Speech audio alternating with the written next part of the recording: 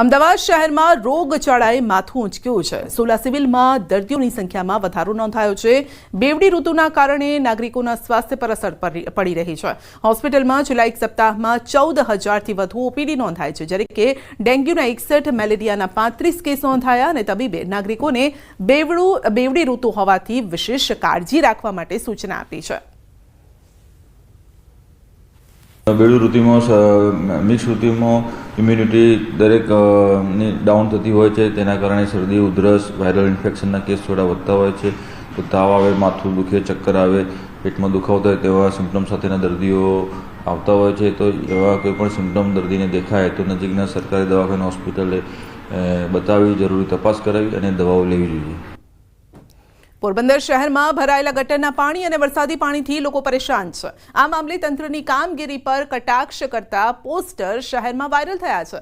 નોંધનીય છે કે 1.5 વર્ષ પહેલા વરસાદી પાણીના નિકાલ માટે બિરલા હોલથી પોલીસ લાઇન સુધી સાંઢિયા ગટર તોડી તાત્કાલિક ખોદકામ કરાયું, પરંતુ આજ સુધી આ ગટર ઢાંકવામાં ન આવતા શહેરીજનો અકળાયા છે। ખોદકામ બાદ પણ સફાઈ અને મરમ્મત કામ પૂર્ણ ન થતાં ખાડા ઉપર કટાક્ષ કરતા પોસ્ટરો લગાવવામાં આવ્યા। આ પોસ્ટર સોશિયલ મીડિયામાં વાયરલ થતા વિવાદ ઉગ્ર બન્યો। મનપા કમિશનરે જણાવ્યું છે કે ચોમાસું પૂરું થતાં કામગીરી ફરી શરૂ કરવામાં આવશે। જો કે શહેરીજનો વહેલી તકે કામગીરી પૂર્ણ થાય તેની માંગ કરી રહ્યા છે। 15 દિવસમાં જે કાર્ય પૂરું થવું જોઈતું હતું એ નથી થયું।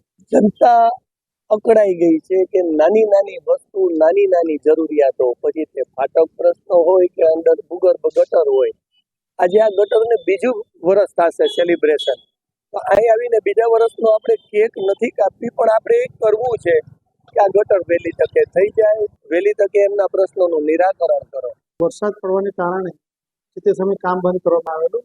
ત્યારબાદ જે પરિસ્થિતિ ઊભી થઈ એમાં એવું જણાય કે પથ્થરની દિવાલના બદલે ક્યાંક આરસીસીની ફ્રેમ પણ બનાવવી પડે અને એના કારણે એ કામ અટકેલું છે। અત્યારે જે બાલુબા સ્કૂલની આગળ જે સાંઢિયા ગટર ખુલ્લી છે એ પ્રાયોરિટીમાં એના પર બાંધકામ શરૂ કરવામાં આવશે। એના માટે મેં કહ્યું તે પ્રમાણે પાણી પમ્પિંગ મશીનરી મૂકીને પાણી ખેંચવાની કામગીરી પણ આપણે ચાલુ કરવાની થાય છે।